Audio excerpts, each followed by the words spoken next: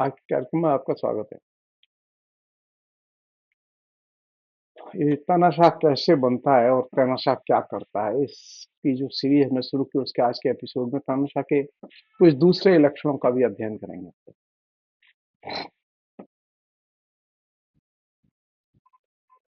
और उसमें और ये तानाशाह का अध्ययन हम इसलिए कर रहे हैं क्योंकि नरेंद्र मोदी के चरित्र का अध्ययन करना है।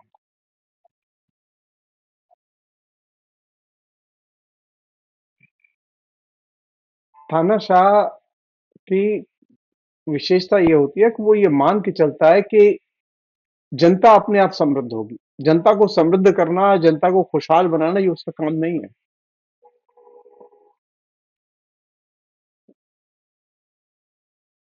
उसका काम है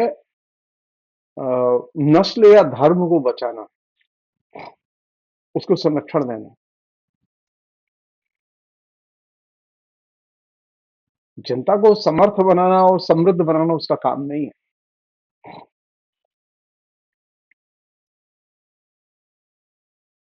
अपनी समृद्धि के लिए प्रयत्न तो जनता अपने आप कर रही है। वो कचौड़ी बेचेगी, समोसा बेचेगी, मजदूरी करेगी, मुनाफा कमाएगी।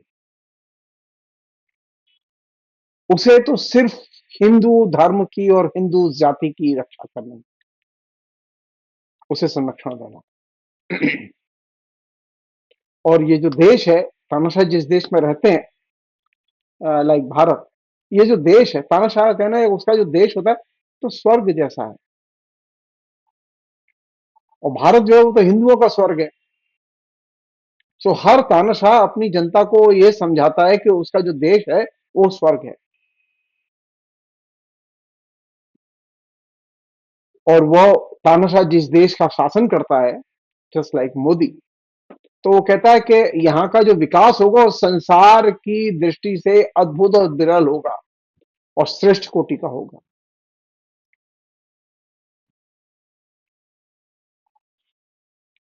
तानाशाह की एक खूबी और होती है, यहाँ पे भी है। वो ये कि हिंदुओं के अलावा जो जातियां हैं या समुदाय हैं, वे सब हीन हैं। हिंदुओं जैसी श्रेष्ठता, उदारता, महानता वगैरह वगैरह किसी में नहीं। और इसीलिए सवर्णों को, हिंदुओं को हमेशा संरक्षण देना चाहिए, उनका उनके हितों की रक्षा करनी चाहिए। ये जो मॉडल है, ये मॉडल पूरा का पूरा डिक्टेटर का मॉडल है, क्योंकि डिक्टेटर भी धर्म की और नस्ल की हिफाजत और संरक्षण का काम करता है। अपने देश को महान और सर्वश्रेष्ठ देश बताता है और अपनी सत्ता को बरकरार रखने के लिए propaganda, WhatsApp university, media cell, ये अहरनिश काम करते हैं। एक और चीज है जो कि बहुत ही इंपॉर्टेंट है। आप आज आज फोटो उठा के देखिए आप, या और फोटो उठा के देखिए नरेंद्र मोदी के, जो मंच पर जब वो आते हैं उसके फोटोग्राफी कैसे की जाती है, या नरेंद्र मोदी कभी भूल से जनता में आते हैं तो फोटोग्राफी कैसे की जाती है। नरेंद्र मोदी का मंच पर आना या डिक्टेटर का मंच पर आना, उनकी जो शारीरिक भाव भंगिमाएं होती हैं, उनका प्रदर्शन अगर देखेंगे तो आपको लगेगा कि हाँ, डिक्टेटर कैसा होता है। डिक्टेटर की खूबी है कि वह अपना और दर्शक का भावबोध एक में मिला लेता है। राष्ट्र और दर्शक के भावबोध को एकीकृत कर देता है और राष्ट्र के साथ में अपने को एकीकृत कर देता है, तो अपने को राष्ट्र का प्रतीक बना देता है। और इसी तरह वह राष्ट्र, तानाशाह और जनता या दर्शक, इनके बीच में वो एकीकरण स्थापित करने में सफल हो जाता है। और इसीलिए ये जो उसकी आकर्षक प्रस्तुति है तानाशाह की, वो आकर्षक प्रस्तुति अपने आप में देखने लायक है।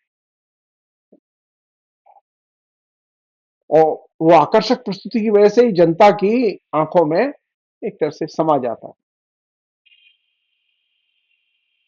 आप तानाशाह पर कभी मजाक नहीं कर सकते। आप कभी मंच पर तानाशाह को लेकर मजाक नहीं कर सकते। आप कहीं संसद में मजाक नहीं कर सकते। अगर करेंगे तो आपके साथ में बहुत बुरा होगा। कई बार हो चुका है ये। और अब तो उन्होंने एक तरीका निकाल दिया, अगर तानाशाह का मजाक उड़ाना चाहते हैं आप, तो वो संसद की कार्रवाई से निकाल दिया जाएगा। तानाशाह के व्यक्तित्व की विशेषता यह होती है कि उसका व्यक्तित्व, उसकी भाव भंगिमा, उसकी उपस्थिति, उसका आना, वो आकर्षण पैदा करता है, साथ साथ वो भय भी पैदा करता है। और वो मैसेज देता है कि जो उसका विरोध करना चाहते हैं वो दो बार सोचें, उनके साथ कुछ भी हो सकता है।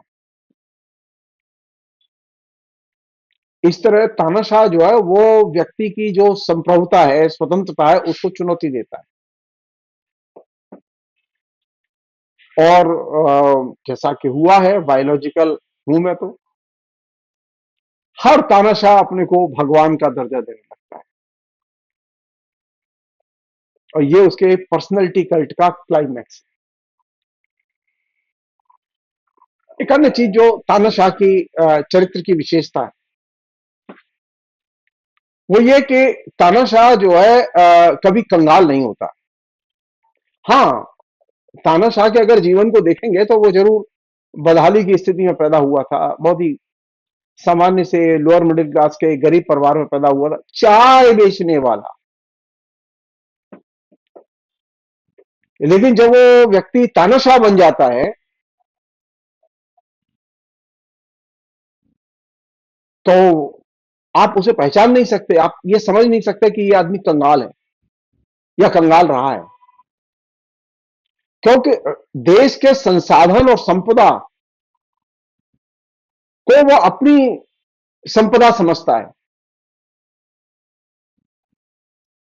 और जिसे जो चाहे वो चीज सौंप देता है। हमारे यहाँ ये राष्ट्रीय संपदा का कारपोरेट हाउसेस के लिए आवंटन, जिस तेज गति से पैसे का आवंटन जिस तेज गति से हुआ है, वो उसने सारे रिकॉर्ड तोड़ दिए, सारे देशों के रिकॉर्ड तोड़ दिए, यहां तक कि अमेरिका के रिकॉर्ड तोड़ दिए उसने।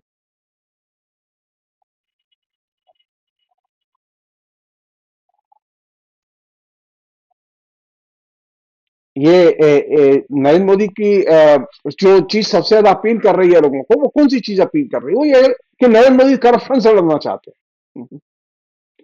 सारी दुनिया का ये अनुभव है कि तानाशाहों ने कभी करप्शन के खिलाफ लड़ाई नहीं लड़ी। जिन लोगों को मेरी बात पे विश्वास हो, वो ट्रांसपेरेंसी इंटरनेशनल की रिपोर्ट उठा के देखें कि तानाशाहों ने अपने अपने देश में किस तरह से शासन किया है और किस तरह से करप्शन से लड़ाई लड़ी है। तानाशाही करप्शन के बिना हो ही नहीं सकती, और तानाशाह के पास में संपत्ति हो, ये संभव ही नहीं है। हमारे यहाँ थोड़ा सा फॉर्मेट बदला हुआ है।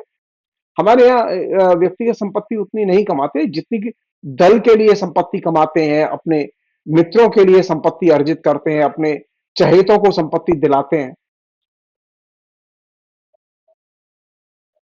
तो संपत्ति अर्जन करना और जनता की संपत्ति को अपनी संपत्ति समझ के बांटना, मुक्त भाव से बांटना, ये तानाशाह की प्रकृति का हिस्सा है।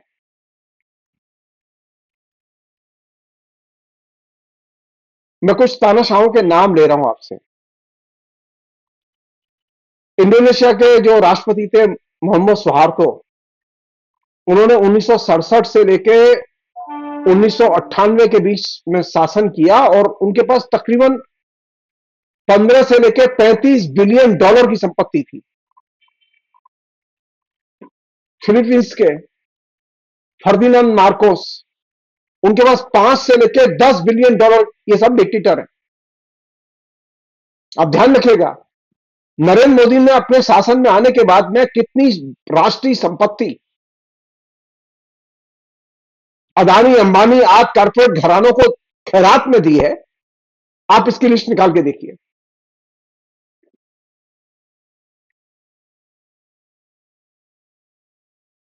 जायरे के जो तानाशाह था, मोबूतो सीसी सीको, उसके पास $5 बिलियन से अधिक की संपत्ति। सानी अवाचा, उसके पास में $2 से 5 बिलियन की संपत्ति। और स्लोवान मिलोसेविच, उसके पास $1 बिलियन से अधिक की संपत्ति।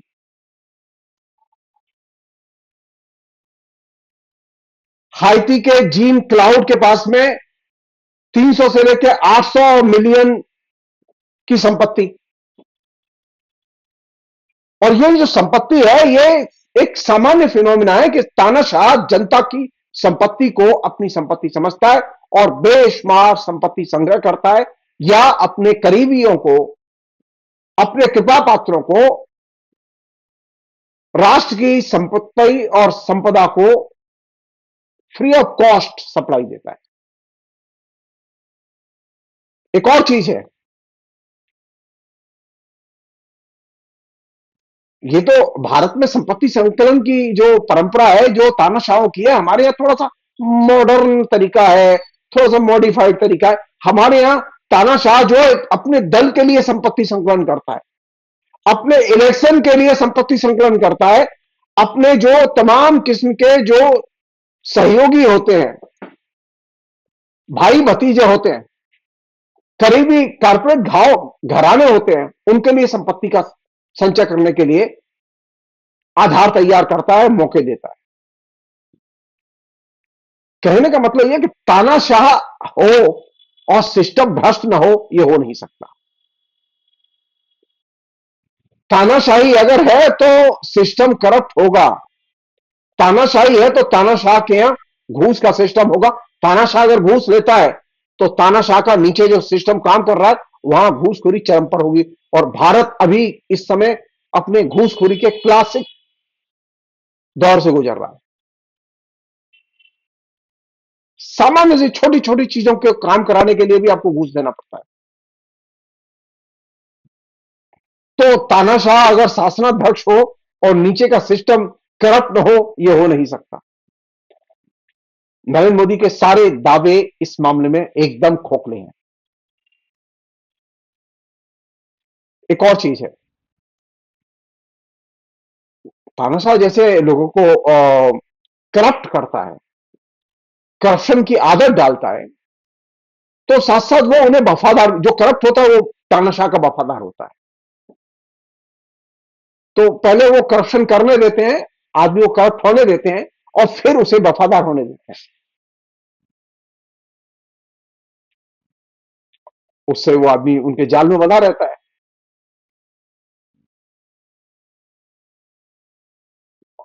इस दृष्टि से अगर देखें, तानाशाह स्वयं तो भ्रष्ट होता ही है, वो पूरे राष्ट्र को भ्रष्ट बना देता है।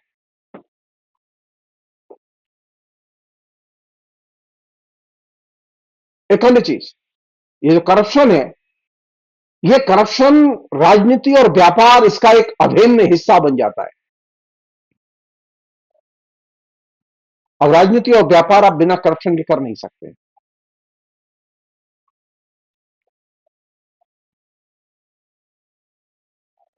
और ये जो राजनीति और व्यापार में करप्शन और करप्शन का इतना महत्व, गीता है करप्शन तानाशाह की।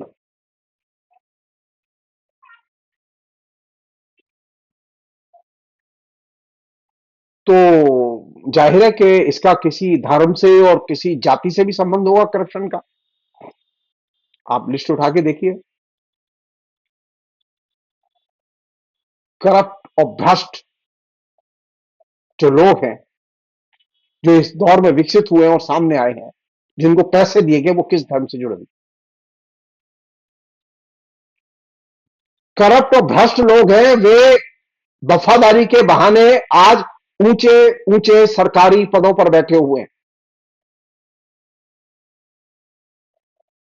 तो तानाशाह करप्शन ही नहीं करता, बल्कि भाई भतीजावाद का एक ऐसा रसायन तैयार करता है जो कि करप्शन में आकर जो डूबा हुआ है। पहले जो अपने भाई भतीजेवाद से के लोग होते हैं, दल के लोग होते हैं, अपने अनुयायी होते हैं, उन्हीं को पदों पर बिठाता है। ये कह सकते हैं कि तानाशाह के पास में करप्शन का लाइसेंस होता है। वह हर एक चीज के आयात निर्यात को नियंत्रित करता है, जिससे हर एक वस्तु के आवागमन को भी नियंत्रित करता है, जिससे कि वह करप्शन को सुनिश्चित कर सके। एक और चीज, सारी दुनिया का यह अनुभव है कि बजट और अकाउंटिंग इसके पूरी की पूरी पारदर्शिता को वो नष्ट कर देता है, और बजट और अकाउंटिंग को वो एकदम गुप्त बना देता है। आप आरटीआई डाल के पता नहीं कर सकते ऐसा क्यों किया गया।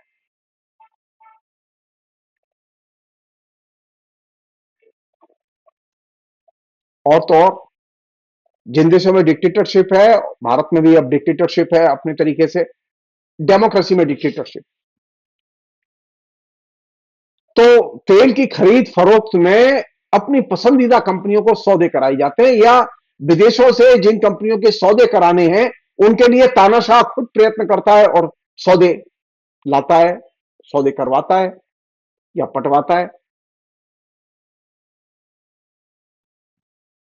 यह भी देखा गया कि जो अनेक तानाशाह हैं वो समृद्ध जिंदगी नहीं जीते। नरेंद्र मोदी उनमें से नहीं है।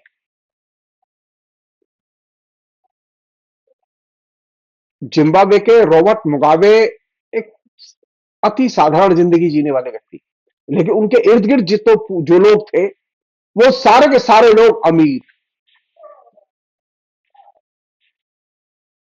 अयतुल्ला खौमेनी साधारण, और उनके बारिश साधारण, अति साधारण जिंदगी जीते हैं, लेकिन उनके इर्द गिर्द जो पूरा का पूरा सिस्टम खड़ा हुआ है उसमें सब एक से एक बड़े अमीर।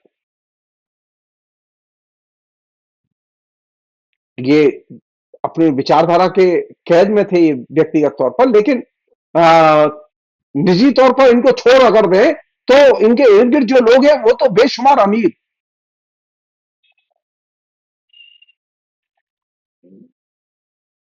तो तानाशाह के करीबी गरीब लोग नहीं होते, तानाशाह के करीबी हमेशा अमीर लोग होते हैं,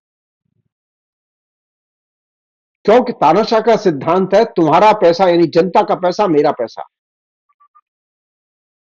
आमतौर पर तानाशाह छोटे परिवारों से आए हैं, बड़े पिछड़े परिवारों से आए हैं, गरीबी से आए हैं, और यही वजह है गरीब देशों में तानाशाही जल्दी आती है। और जब वे तानाशाह जो गरीबी में पैदा हुए हैं और बड़े होते हैं और सत्ता में आते हैं तो वो जल्दी डिक्टेटर भी बनते हैं, दौलत भी कमाते हैं, करप्शन भी करते हैं,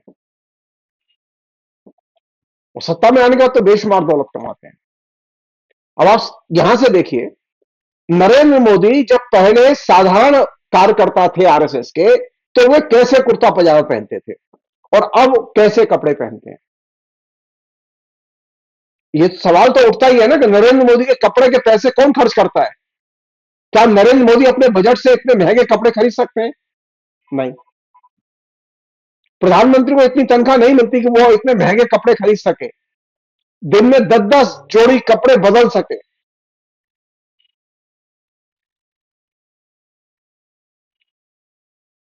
तानाशाह की पूंजी, निजी पूंजी कहां खत्म होती है और सार्वजनिक पूंजी कहां तक वो इस्तेमाल करता है, कोई नहीं जानता।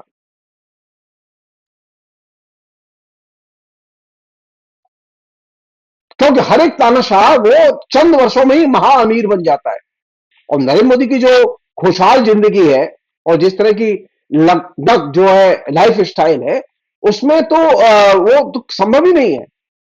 उस तरह की लगभग लाइफ स्टाइल तो मुकेश अंबानी की नहीं है।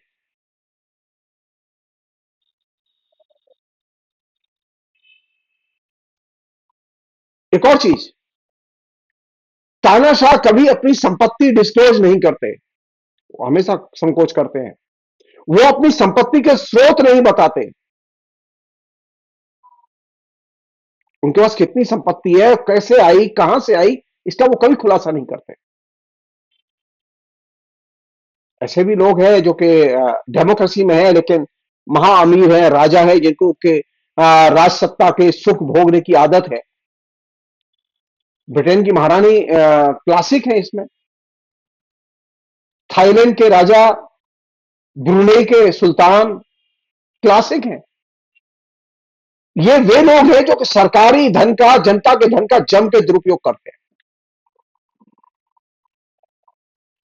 कहने का मतलब है कि तानाशाह के लिए धन के खर्च करने की कोई सीमा तय नहीं की जा सकती। वह ऊपर से नीचे तक मनमाने ढंग से जनता के धन का दुरुपयोग करता है, उसका उपभोग करता है और खर्च करता है, या हम ये कहें कि सरकारी धन का दुरुपयोग करता है। अगर तानाशाह को सीधे चंदा न मिले, आपने कभी नरेंद्र मोदी के लोगों को जनता में चंदा वसूल करते नहीं देखा होगा। कभी बीजेपी के लोग घर घर चंदा मांगने नहीं आते, और सबसे महंगा चुनाव बीजेपी लड़ती है। तो जब जनता से चंदा न मिले या जनता से चंदा मांगने ना आए, तो वह पैसा कहां से आता है? वह सीधे धन वसूली से पैसा आता है, वह सीधे घोटालों के जरिए पैसा आता है। और जो घोटालों में बात करे, धन वसूली में बात करे, उसे तानाशाह जेल में डाल देता है। सो तानाशाह के शासन में घोटाले एक व्यापम, एक कॉमन फिनोमिना है। यही वजह है कि बीजेपी जब से सत्ता में आई है, सारे देश में कोई राज्य ऐसा नहीं जिसमें घोटाले ना हो, अनगिनत घोटाले। क्योंकि घोटाले के बिना धन संग्रह होगा ही नहीं, और इस धन संग्रह को वे तरह तरह से छिपाने की कोशिश करते हैं। और जो इनका उद्घाटन करने की कोशिश करते हैं, उनको वो खबर लेते हैं, जेल में डाल देते हैं, झूठे मुकदमे लगाते हैं, देशद्रोह, राजद्रोह, ये द्रोह, वो द्रोह, या फिर वो स्विस बैंक में पैसा जमा कर देते हैं। ये भी कह सकते हैं कि तानाशाह अपने लिए बेशुमार संपत्ति जनता के खजाने से अर्जित करता है, और इसके लिए वो तरह तरह के हथकंडे अपनाता है, जिनमें करप्शन सबसे बड़ा हथकंडा है। तो ये कहना कि मैं करप्शन मुक्त भारत बनाऊंगा, एकदम सफेद झूठ है। डिक्टेटरशिप कभी करप्शन फ्री भारत नहीं दे सकती। फिलहाल इतना ही।